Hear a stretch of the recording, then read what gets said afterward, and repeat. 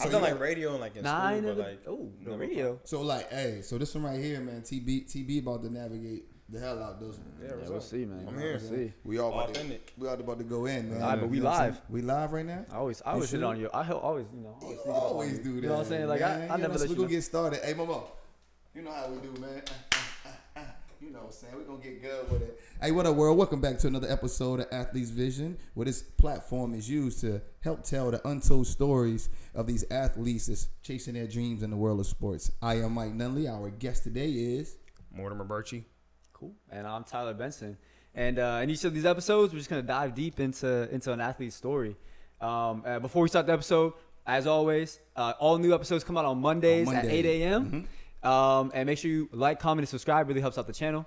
And without further ado, what's going on, Mo? How you been? Man, chilling. Another day, another dollar. Yes, sir. Hey, yes, look, sir. Man, we glad to have you, man. Like, it's crazy because, like I said, every time, man, you like that fifth athlete. That's probably is it fifth? Yeah, you fifth athlete, man. Mm-hmm. That's been a student athlete. Now you want to be a professional athlete. Now also a developmental coach as well. So it's a lot of things in your journey, man, that we want to tap into, man. So just give us a little bit about your journey, man, to where you at now. And how it started, man. Well, I played basketball. I used to play basketball professionally, but it started when I was real young. I want to say like about 5 years old. I remember it like crazy. I was at my elementary school called Graham Road. Okay. And I just fell in love with the game. I just remember going outside during recess, just picking up the ball and just hooping, just throwing up BS, thinking it was going in. And then, no lie, like something in my mind just clicked, and I just remember getting on a team called James Lee. Okay, James Lee. And from there, I just fell in love with the game. I'm talking about I used to go outside every day, work on my craft. I always wanted to play with the older guys. Man, I was just outside, just trying to play basketball. Who got you there though? Who got me to play basketball? Yeah, who got you into it? Myself. Yeah, so it's hype. Yeah, that's what I'm saying. Like I don't. You just love the game. Yeah. All right, so like you didn't like when you started watching it, right? So like who inspired you like to be say, hey, I need to do this for myself? Like who did you look at? Who did you watch? Who did you mimic your game after? It's funny because. So I'm like a bandwagger. So like whoever is new is like who I'm messing with. So growing up, I always wanted to be like AI. So I had like the do-rag, the arm sleeve, I had the Reeboks.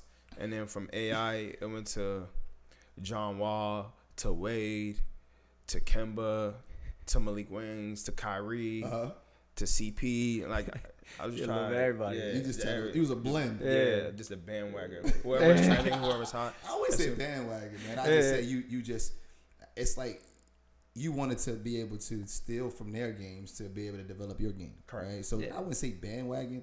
You know what I'm saying? I would just say developing. You know what I mean? Like just you was being able, like I call it like one of my cousins, man. Like he said he wanted to be like the person that can steal from everybody's fruit tree, right? So you was being able to take from everybody's craft tree. Correct. So that, I want no bandwagon. Just, you know what I mean? You saw something that you wanted in their game, man. Even if it was their style, like the Reeboks. The So Reeboks, did you have the AI crossover, though? Yeah, I had the black ones with the, I think they had like the little bubble drink. Yeah. That's tough. Yeah, I had those. That's fire. So talk a little bit about, again, your formative years, right? You said you started when you were like 5 years old. Correct. And you were grinding. So, what do your early teams look like? Like, where did you start off there? I started off at James Lee, like I said, so I was good at that. And then, so this was in Falls Church. I lived in Falls Church till I was about 12. Okay. Yeah. So I played with James Lee like the whole entire time. Okay. From like 5 till I moved to 12. I moved to Leesburg. Because I was bad. Like real bad. I mean, like, I was in the streets, not going to school. So where I lived at, it was basically like a lot of gangs. So MS-13. So one of my best friends, he was Spanish. So I was just in the streets with like the Mexicans just doing wild stuff, like not going to school, just being a knucklehead. So I guess my mom, she was worried that I was going down the wrong path and thought like the worst was going to happen to me. So we moved to Leesburg when I was like 12. And then I went to Harper Park, a middle school out in Leesburg. And I was trying to find like somewhere to hoop, like a basketball team. And then my best friend right now that I consider my brother, Corey Gray, his father, who I consider my father right now, his name is Coach Mo. Okay. They were passing out flyers in the school, like tryouts. So I'm like, Mom, I got to go to it. Took me to Gold's Gym up in Herndon. I went there, tryouts, whatever. I did my thing. he brought me on the team, and ever since then, it's been a go. So tap on that, man, because a lot of people, you know, don't understand that when you start to make that turn to go this way, you know, down the wrong path. You know, as parents, man, we always want to see our kids, you know, thrive, right? Yeah. But we also know that there's other things out there that's distracting them, right? So, like, tap in on that, man. Even though you know that you was doing some, you know, bad knucklehead things down there, but the love for the game was still there, right? Yeah. So, how did you able to try to, like, you know, when your mom made that switch to make you move, you know, to go play for this new coach, what made you continue to say, you know what, let me leave this behind and let me focus on this? I guess because the community I am, like Leesburg, there's a lot of Caucasians, you feel me? And like a lot of wealthy people and stuff like that. So I couldn't just bring my past behavior into there because I got you. It wasn't gonna rock. It was an image. It was an image. I got you. And so I had to make new friends, get accustomed to like how people move. I couldn't move like how I wanted to. Like I can't just be running the streets with random people. Like where I live at, I mean, it's quiet. Ain't nobody be out. It's a good neighborhood. Yeah. No one's outside or nothing like that. So I had to adapt to my situation and my environment. Yeah, adapt. That's tough. Yeah. Go ahead, T. Nah, it's just like that 180-degree flip. Like a lot of people don't understand that. A lot of people, you know, a lot of kids, especially a lot of people we've had on this podcast right now, they didn't have those circumstances, right? Because like again, you're a product of your environment, right? And so you know, your mom did a great thing for you. She took you out of that environment. So like obviously like that for those first couple that transition couldn't have been easy for you. Nah, it was like I had the itch like to go back. Like I wasn't rocking with moving. Like I didn't want to move. Like I was finding the urge. I was comfortable. Like I had to make new friends. Like I'm leaving my best friend. Like people like I loved and people that I grew up with. Now I gotta find new friends. And I'm like I'm an introvert. So like I'm not the type to go make friends. Like you know if I'm not comfortable in my environment, if I don't know you, like I'm not gonna talk to you. Like I'm just gonna stay by myself. So I had to try to break out that mode because if not, then I was just gonna be a loner and just be doing my own thing. Well, it's crazy because like you know a lot of kids today, like you said, you picked up your game, you love the game because you was able to get outside. So you leave from a place in Falls Church, right? That you outside, right? Even though the trouble's out there, the bad behaviors out there, you know. I mean, I grew up in Danville, right? So I mean, growing up in Danville, you know, it's only tough roads. Like I said in my podcast, right? It's only tough roads, but every neighborhood is bad. It wasn't no good neighborhoods. Like the good neighborhoods, we just didn't even go around, right? So I understand where you feel from that, but you know, when you got to Leesburg, you been an outsider, right? Going out there outside all the time, just playing on the courts. That's what you did, right? So did that stop? Did you have that same flexibility when you went to Leesburg to get outside in the parks? I got outside, but not a lot of kids played outside. I got you. You know? Yeah. That's like different. Like it's not a lot of kids play outside. Depending on like you know like. When you like in the hood or something, like all you see is people playing outside. But when you get around like wealthy people, they probably like inside more. So I used to just go outside and just used to hoop by myself. I got you. And then when I got the chance to hoop in PE, like that's when I took advantage of it. And then when I got the when I made the basketball team, then I started playing indoor more because that's where all the kids and everybody was playing indoors more. What was the name of the AU team you made the switch from? So I went from James Lee to BDC. BDC? Yeah, Brighter Days Corporation, I believe is what's called. Cool. So like. When you got on that team, did you feel that love? Like, you know what I'm saying? Or did you know, was the competition better? Or was it like it watered down a little bit because you made the switch? Or did you feel like it was the same type of competition when you was in Falls Church? From what I can remember, honestly, I just feel like it was the same. Like, I just feel like the players were better. But, like knowing me, like, how my mindset is, like, you got to prove to me for me to give you respect. So, like, I'm looking at the players. I'm like, well, I just came from James Lee and I played against better players, so this is no surprise. Like it's nothing new. It's nothing that you know I can't take or anything like that. Correct. So what was the middle school and stuff that you went to out in Leesburg? It was called Harper Park, but that was like you know middle school basketball is watered down, trash. I got you. A lot of politics. So it was just something to keep me busy after school. Correct. So when you made that switch going over, so was you like when you got to high school, right? So that's when you made your switch. Did you go to Leesburg High School first, or did you? Nah. So. I went to Heritage for a year. So before I went to Heritage for a year, I was trying to go to a private school. I couldn't get nothing. So after Heritage is located in Leesburg. I played varsity as a freshman. I think I averaged like 10 points or whatever. Nothing crazy. And then after my freshman year, I transferred to Flint Hill. Okay. But before transferring to Flint Hill, I was slated to go to PVI. But the coach there, his name is Coach Kenny. He used to coach at Louisville. I guess they recruited another player over me, but he didn't tell me this. He told me at the last minute. So my idea is like, all right, he's talking to me. I'm thinking I'm going to PBI, then come out, then find out from Furlough they already signed somebody.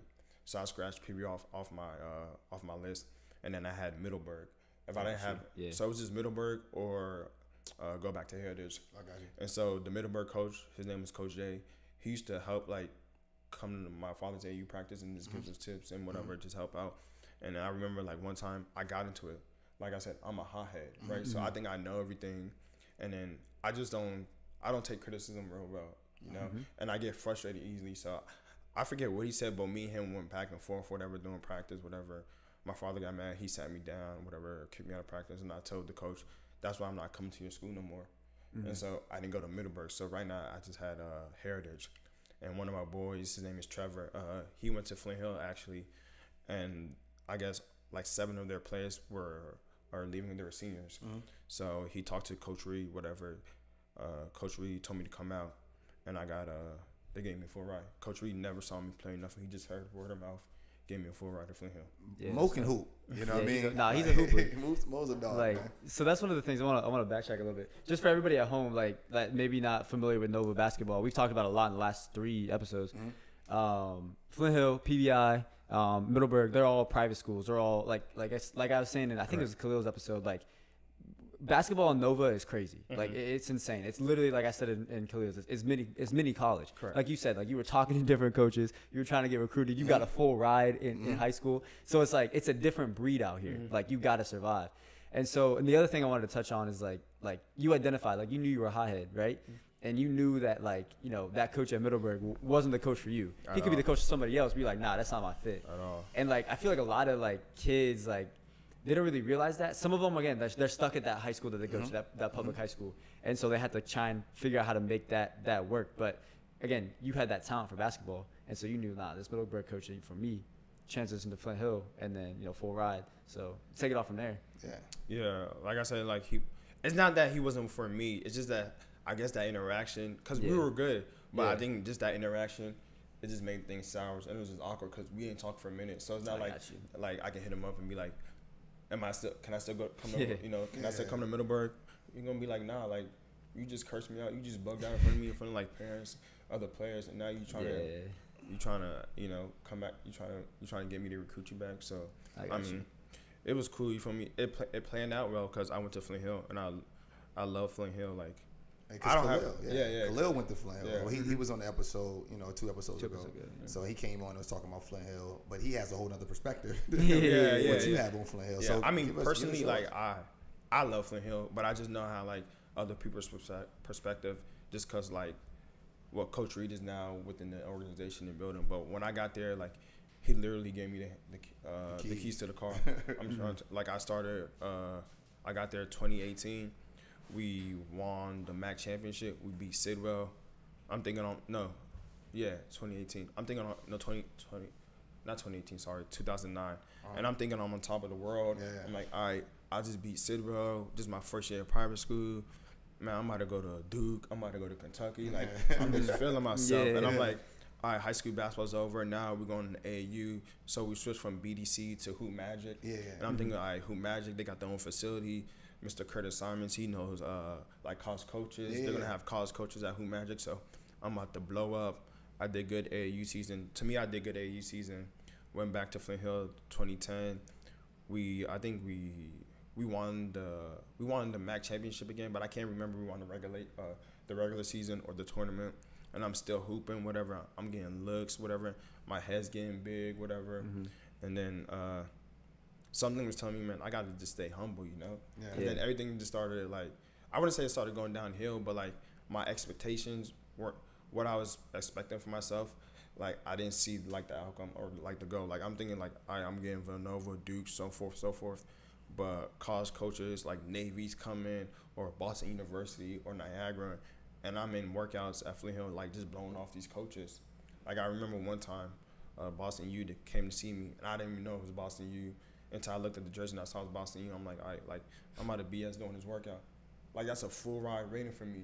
But I was just so fixated and comparing myself to, like, my counterparts that went, like, D1 and that I played with. Like, if he can go to Kentucky or if he can go to Duke or if he can go to this, like I can do that. Like I don't gotta go to BU. You feel me? I got you. So I blew that off. Navy was on me heavy.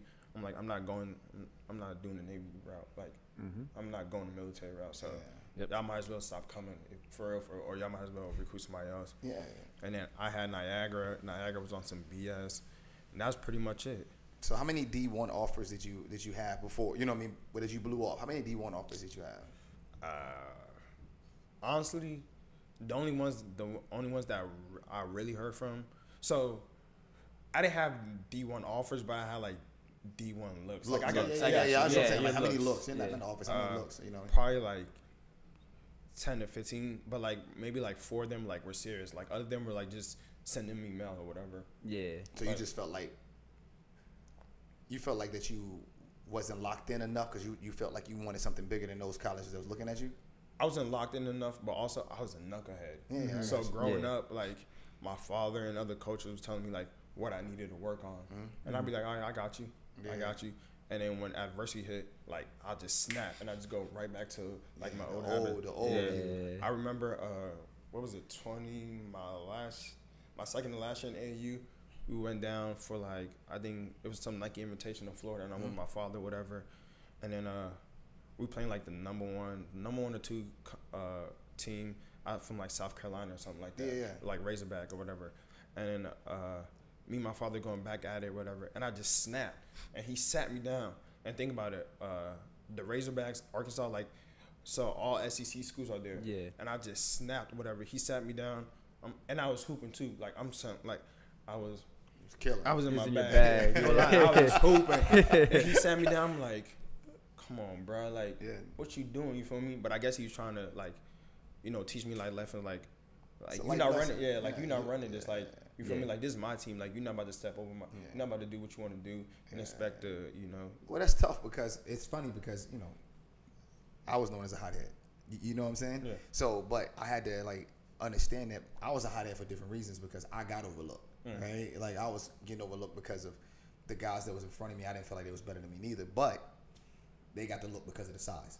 And I think that might play a factor in your skills are crazy, right? So, your work ethic is insane. That's one thing that we've been preaching. Right? Your work ethic is insane. Like, and not only just for high school, you know what I'm saying? So, I think that you still apply that to yourself today. You know what I mean? And everything you do. So, like, and I think that's something that, we're going to shine a light on in a little bit. But going into, your senior year of high school, right? What was your mindset after the AAU? You're doing your thing. Even though your pops set you down and when you got all those teams there, the reason why he did that is because he was trying to prepare you. Correct. Right? So he was trying to prepare you, but you was just like, I don't want to hear none of that. I'm preparing myself right now. Yeah. This is about me. And then he was like, it's bigger than you. Right? But at that time, he was like, no, it's not. You're not listening to that. Yeah, so how did you make that transition, that flip, to get locked in a little bit going into your senior year?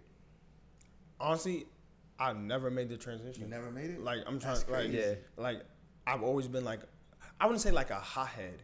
It's not like I'm out there like just going crazy for me. Yeah. It's just that I just get irritated quickly because I know I am. Like, my thing is, if I'm in the gym, like busting my tail off, and you not in the gym busting your tail off, then when during game time, if I pass you the ball, you do something, like, I'm gonna let you know because I'm busting my tail. It makes all sense now. Yeah, I'm busting my tail, and then you feel me, like, and then you just out there just doing whatever, not locked in. So it was like a lot of that. Like, so in like high school, it might be like I'm in the gym, like we got 6 a.m. workouts for Flint Hill. I'm doing that. Then after school, I'm downstairs by the weight room doing ball handling because volleyball's upstairs. And then I get on the track, run track. I mean, like, get some conditioning in, or I might lift. And then after that, I'm going with my brothers to my father's gym, and we working out. So you stayed in the gym. So grind's crazy. Yeah, and then you got to you just come in for 6 a.m. workouts, and that's it. And then come in game time, you missing open layups or you blowing assignments. So that's like that would get me tight because I'm like, y'all not locked in. You feel me? And I feel like it's a disservice. And I'm not trying to make it about me, but I feel like it's a disservice to me because I'm putting all this work in. Of course. And you're not holding up your well, you wanted people, and that's the thing that Tia tell you. And I use Tia as an example because he held everybody accountable, right? Yeah. But T learned how to like control it, right? Yeah. So you at that time was your accountability was you voiced, you know, like your energy, right? Your time and your hard work. You wanted people to know, like, yo, I'm busting my tail day in and day out, and I'm seeing that you only giving it 50%. It's a little saying that I call him like my big brother Anthony Smith Sr., right? His name's Tony, right? And he goes in and he says, you can't want 100% of the reward and give me only 50% effort. Mm-hmm. And that's where it came with you. You was like, I'm giving 100%. Y'all giving 50%, but y'all get to see this reward because we winning championships. Yeah. And y'all ain't doing that. And then the coach taking me out. So, like, that's what, you get what I'm saying? So I can see it. So now you get in, you never made the switch, right? You never made the switch because you wanted the team to make the switch. You wanted everybody else to make that switch with you. That's how I take it, right? You was just like, yo, like, nah, you see me working, come work. If we lose, we're gonna lose together, right? But I don't want you losing because you're not putting the work in, right? Yeah. So, but speak on it, right? You going into now you knowing that you're holding yourself accountable, and then we hold them accountable. People seeing it as a distraction, right? That's what you looked at. They thought it was a distraction, but you had the keys to the car. Yeah. Well, I have a question for you real quick. Because like, so I'm a lot like you. Like the grind, like unbelievable. Like the same type of thing. Like I'm gonna work as hard as I possibly can. And one of the things that whenever I was doing that, people get irritated at me. Like they call me try hard, things like that. Did you have that same sort of thing going on with you? Nah. Like no one like you from not coach's pet, no, not try hard enough. Like everybody knew I loved the game. You feel me? Yeah. And it was authentic. Like it's not like I was like bugging just for. It's because I wanted to win, and I wanted it. Like I'm put the work. Yeah, blood, sweat, tears, and then y'all not holding up your end. But that's something like, I mean, I still gotta control. You feel me? At the end of the day, like I can't put my teammates on blast. You feel me? I gotta try to bring them along the ride, and not just and not just be maybe down the street and then have them dragging behind me. You feel me? That makes a ton of sense. Yeah, but the thing is, you made it work. So like again, like everybody has their own different path, right? I mean, we'll talk about it. But I think everybody has their own different path, and like I think that's why like it's so important to have like these kinds of stories out here, because like there's people just like you, like they're trying to make it out here, and they're like they maybe not want to listen to it, but like if you had to go back and tell your younger self, like what are some of the advice you would have given your younger self? Man, definitely listen to the people that you love or that has your best interest. Gotcha. Yeah. I feel like if I would have listened to my father, if I would have listened to my mother, just anybody that was trying to help me grow up, like I feel like my circumstances and how my basketball career turned out would have been different. And I'm not saying that I'm not happy with my basketball career, but like my goals, probably playing D1 basketball, that would have happened. Probably not going to prep, then Nova, then West Virginia Wesleyan, probably that wouldn't happen. Then probably from D1 I would have went like straight. I'm not saying I would have made the NBA, but I probably would have went like straight overseas. So instead of taking like the easier route, my path was longer, trying to get to my journey on my end goal. So with that, you went and played, college basketball, right? So where'd you go play college basketball at, so everybody knows? I started 2 years at Northern Virginia Community College, and I transferred to West Virginia Wesleyan. Okay, so most people don't know that Nova has a basketball program there that's being ran there. Then he ended up going over to play ball at Wesley, right? Yeah. And then I think you did a heck of a job. So then after that, you left there to go play overseas. In Denmark. In Denmark, right? So how many years you spent over in Denmark? 9 months. It's been 9 months. So it's been 9 months because you had to deal with an injury, right? Correct. So what the injury was, your wrist? Yeah, my wrist. It was at Nova. I remember like crazy. Right before the half, I'm going for a layup. Some dude just undercut me, and to brace myself, I landed on my wrist, and then my wrist was swollen and whatnot. Went to patient first, whatever. Got X-rays. They said, "Oh, it was just swollen." So I'm like, "All right, cool, whatever." So still working out, it's still bothering me, and I'm like, "All right, well, I'm not gonna go back to patient first. I'm not gonna see a doctor. When I get to Wesleyan, they're gonna take care of me because they got doctors, physicians, and all that." So I got to Wesleyan, and it was still bothering me, whatever. So during games, like they would like tape my wrist or whatever. And it was still bothering me. So I went to Wesleyan my junior and senior year. So after my junior year, I was still working out. I remember I was doing like ball touches on the wall. So I do like one of my ball handling drills is just like dribbling the ball on the wall just for like fingertip purposes. And I remember I was doing it with my left hand and my wrist was hurting. So I went down to the head trainer. I'm like, yo, my wrist is still hurting. He was like, all right, well, we're going to send you to a hand specialist. Went to the hand specialist. Got an X-ray, whatever. He was like, yeah, your wrist is broken. I'm like, huh? He's like, your wrist is broken. I'm like, no way. He's like, yeah, your wrist is broken. He's like, what happened? I told him the injury. He's like, so your wrist was broken for 2 years. I was like, word. That's so crazy. then, yeah, so Yeah, I was 2-year injury. Yeah, so I was tight about that. I'm like, that set me back. It set you back. Yeah. So yeah, it set you back because you knew you was focused on Yeah. something, but you was dealing with that pain, right? And it's crazy that because a lot of us don't been through injuries and things like that. Everybody don't been on this show. Has went through an injury. You know what I mean? But those injuries, it might have set you back, but it didn't slow you down, man. It didn't. Yeah. Your work ethic is incredible. So you played in them, or did you play across these any after that, or that was only? Nah, I actually had the opportunity to play in Croatia in October, but unfortunately, I regret it. I got an IT job and I turned the contract down. Turn the contract down. Yeah. I mean, your priorities start to switch, right? Yeah. Yeah. No, but you still a hooper. Yeah. You still got hoop dreams, man. Like, how old are you now? 29. 29, man. You still like I'm telling you, man. Like, I bring my AAU team in there. When I used to bring them in there to practice, I bring them in there while you training. Mo used to come into the gym. He's like, yo, coach.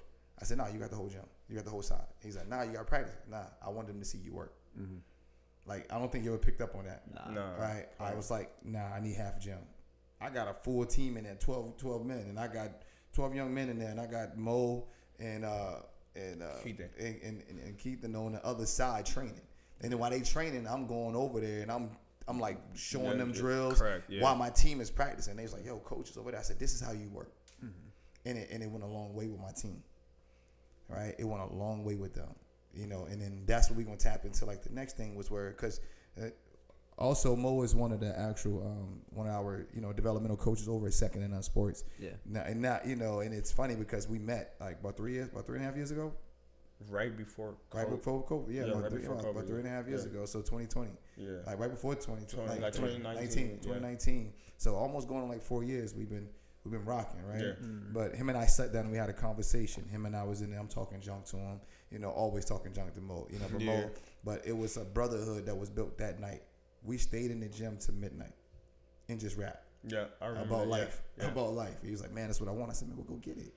You know what I mean? But the way you work, as another young man out here, a young lady out here, need to see that work ethic. Yeah. He said, coach, man, let's do it. And then you start putting the work in, right? And then you was like, hit me up, coach is trained. Yeah. And we're getting in and train. Boom. Coach Ty did a heck of a job with Mo as well. He gets in there with Mo and he breaks Mo down, right? Mo gets that special treatment. You know what I mean? Mo comes in and but I'm saying though, you get that. What I say special treatment is that we want every young man or young athlete, a young woman that comes in our gym to know that they have a coach that's going to bust his tail 110%. And you showed that. Yeah. In and out. So now you over here and you started, you tapped in, even though you got your IT job like you talking about, but you still train, you still work, and you still put yourself through it. Like, if you got that. If I got the chance again, I'm gonna go get it. Yeah, nah. You get what I'm saying? And like you still train, like you still like playing. Yeah, nah, you know what I'm saying? I can vouch for that, man. Every time I go in the day, gym, man. like this dude is. Yeah, that's true. Yeah. He's definitely the hardest worker in that Insane, gym. bro. Every time I'm in there, Insane. And that's the thing that Coach Tyler and I talk about, man. Like, we need to know, like, what makes you have that motor. Yeah. Because we trying to give it to our high school kids, man. instill it in Brentsville people. District High School basketball, man. That's what I'm the head coach, right? And I want to find that gem, right? That diamond in the rough. Athlete's vision, no pun intended. I'm trying to find that diamond in the rough that's going to come through Brentsville, Mo, hot head and all. I want him. Right? I want him, but I'm never going to turn my back. Him and I are going to go at it, and I'm going to make him understand that this is how we're going to help you get to where you want. Yeah. And that's what you was looking for. Yeah.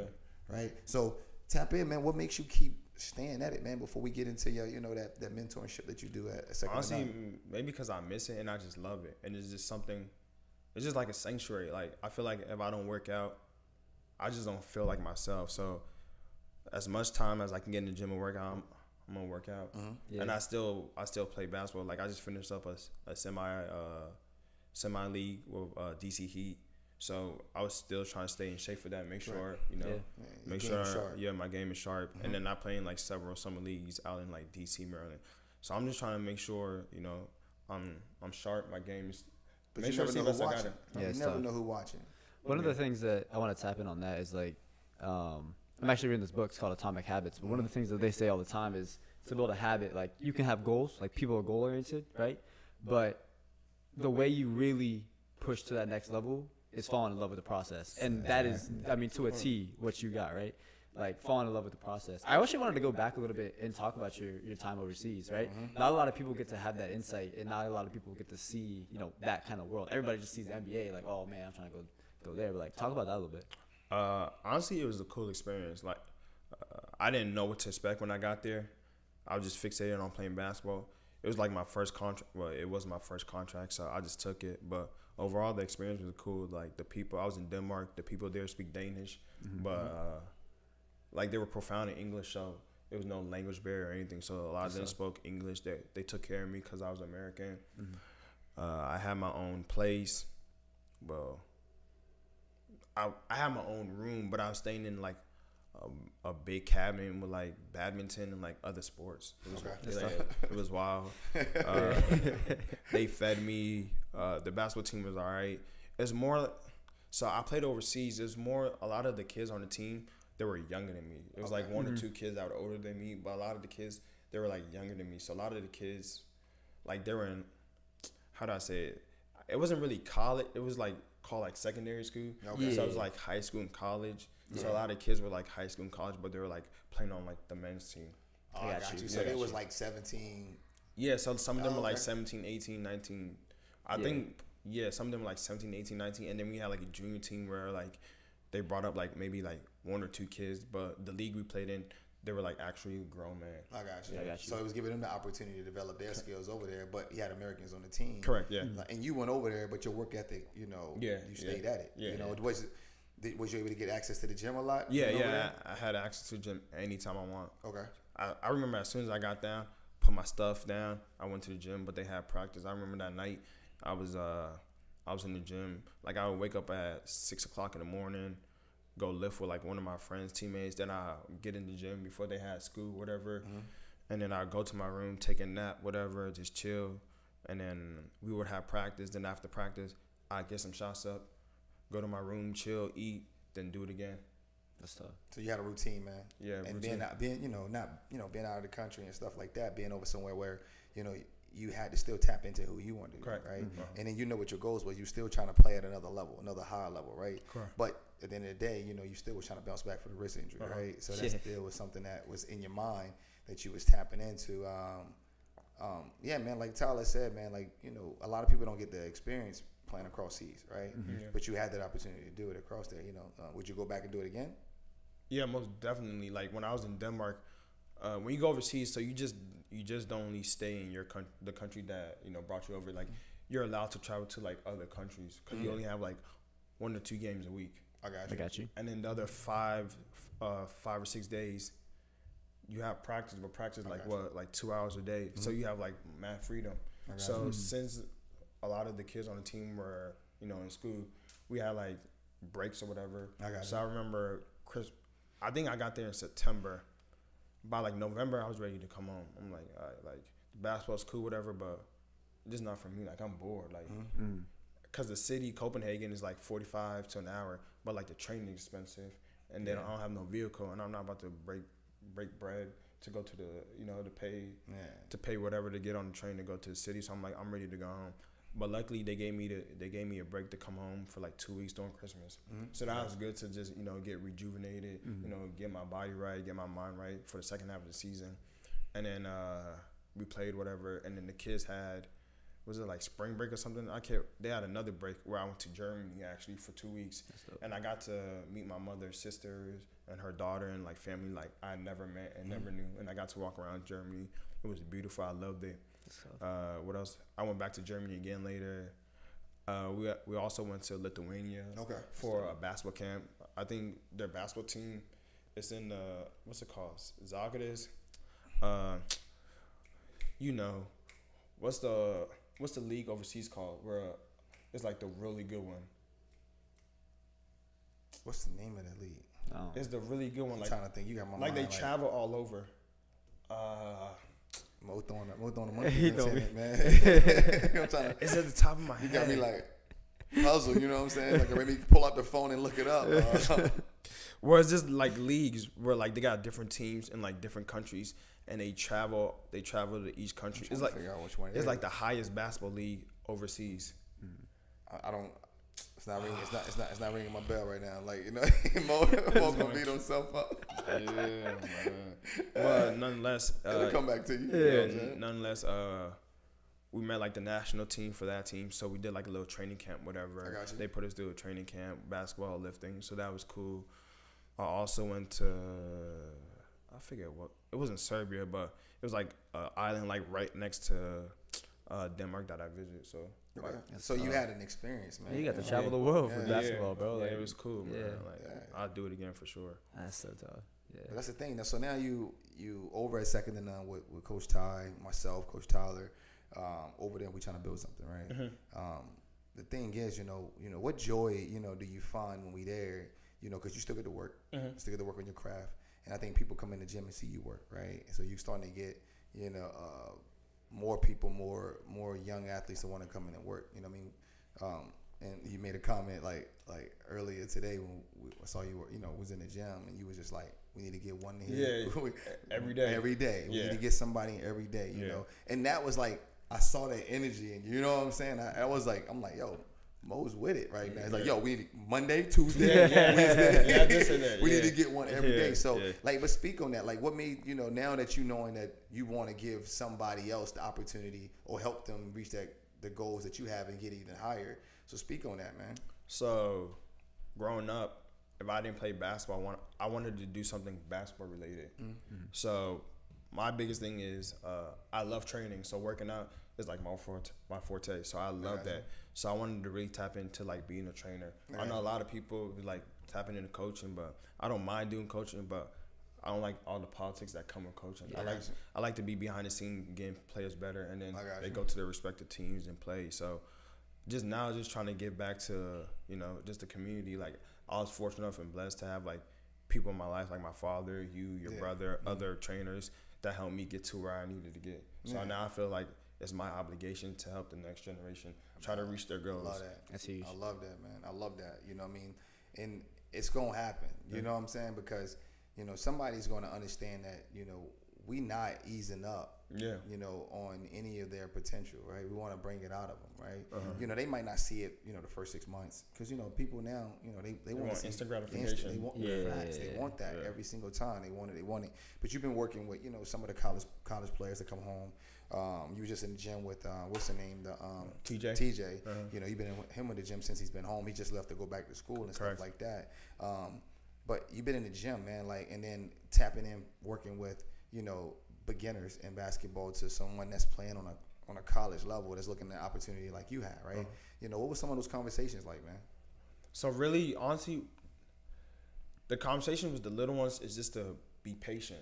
Yeah. I know like the younger generation, like they're on their phones a lot. So they're on YouTube, TikTok, and they see like all these highlights that are not realistic, that don't it doesn't translate to the game, but it looks cool. And they think that's how you get it looks. But I'm telling them, like, just be patient. The biggest thing is to run your own race. Like, growing up, like, I look at, like, maybe, like, why is Keaton going here? Or why is so-and-so going here? Why am I not getting looked? You feel me?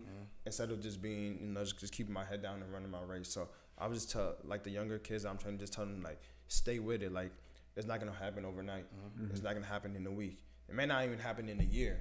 But you gotta stay persistent. You gotta stay consistent and just keep pushing and pushing. And then it start to click in. The light bulb start to click in. And then you start to see, all right, like, all right, I got it.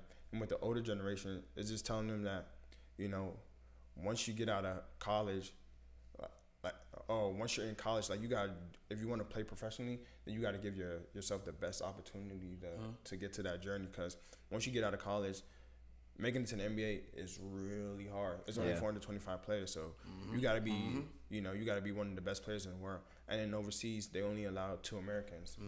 So thinking about it, there's a lot of overseas team, but there's millions of players. From like 18 all the way, you got dudes trying to like 36 still trying to go overseas. Trying to go overseas. So you only got 2. So when you go to like different like showcase camps.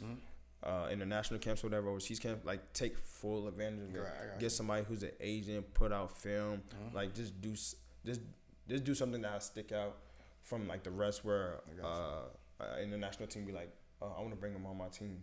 That's perfect. I got you. That's tough. Yeah. I mean, to be honest with you, Mo, man, like your journey is something that, you know, a lot of people, you know, gonna have to respect it in a way that you not gonna give up. Yeah. You know what I mean? It's funny because, like, you know, Big Three, right? So a lot of guys that play across seas and stuff like that, or play in an NBA or a G League, once they done, they want to go play in Big Three, right? You ever thought about, like, you know? It's crazy because last year, so I was signed with an agency called Reliance Sports. So I didn't have nothing. So my agent one time was like, "You want to do that Big Three joint?" I'm like, I really want to go overseas. Yeah, you want to. But like whatever, I do the Big Three joint. So we went out to Athletic Republic in Maryland, and I did like the Big Three joint. I felt like I did all right. I had everyone knows who Delonte West. I had him on my team. Yeah. I think Delonte West and like 2 other people made it.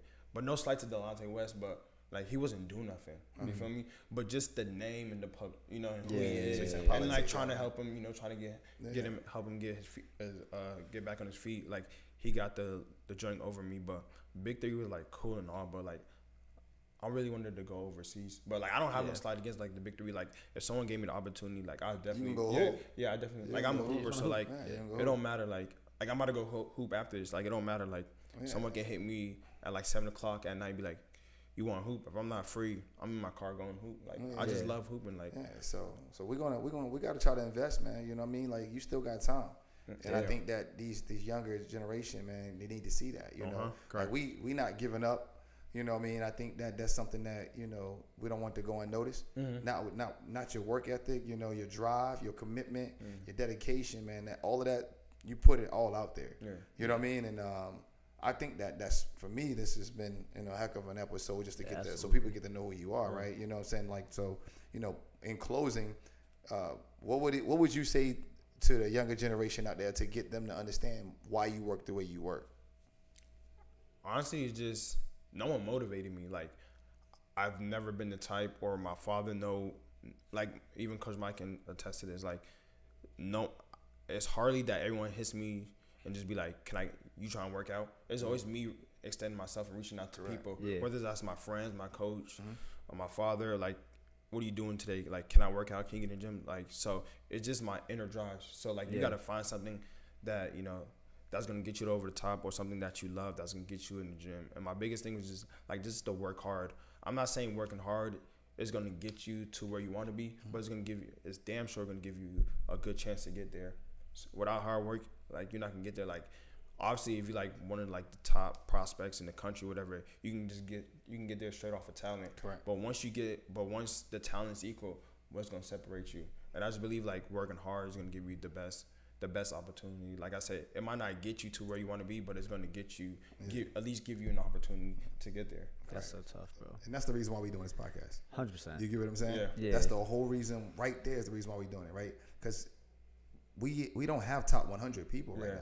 And if a top 100 guy come in here, we're going to help that person or him or her break themselves down so they can be able to share that journey, because it's not easy when you're at the top. Even when you're at the bottom, when I was like, it's not like, I'm trying to tell you, it's not easy. Like days I didn't want to go in the gym when so after I broke my wrist, or after I graduated and I didn't have nothing for like 2 years, like I was ready to quit. Like I was depressed. I'm like, I did all this work and like I'm not about to live my dream, which is to play professional basketball. Right. And I got the opportunity to do that. And then after my season 2019 to now, like I didn't have nothing. And I'm still in the gym every single day, busting my tail, not knowing where my road is gonna lead to. And I just kept my head down, just kept grinding, man. And at some point I was like, all right, like maybe he's not meant to be, but at least I can say that I played professional 1 year. A lot of people can't say they played professional one year. Yeah. Even if I was there for 3 months, I got to say I played professional, man. And when I was there, I won the championship. I can say that. So he averaged what, like 20? Like 23, 24. Yeah, he was hooping too. He was hooping. Yeah, man. But Mo, man, like I said, man, thank you. Appreciate you, bro. Thank you, awesome, man. Like this is something that we are creating, man. We're creating this opportunity for everybody, you know. And for every young athlete out there, you know, like really, really dive into, you know, ask questions. If you out there looking for some developmental coaches, you're looking at 3 solid ones right here, you know, in the sport of your choice, right? We can teach you fitness, right? We can teach you, you know, the sport that you're playing, right? We can help you out. And that's what Mo was trying to tell you. But the main thing that Mo said, and I want to piggyback off is you got to work. Yeah. Right. You step in the gym, you got to be able to motivate yourself. But when we in there, we're not going to take that motivation from you. We're going to add to it. Correct.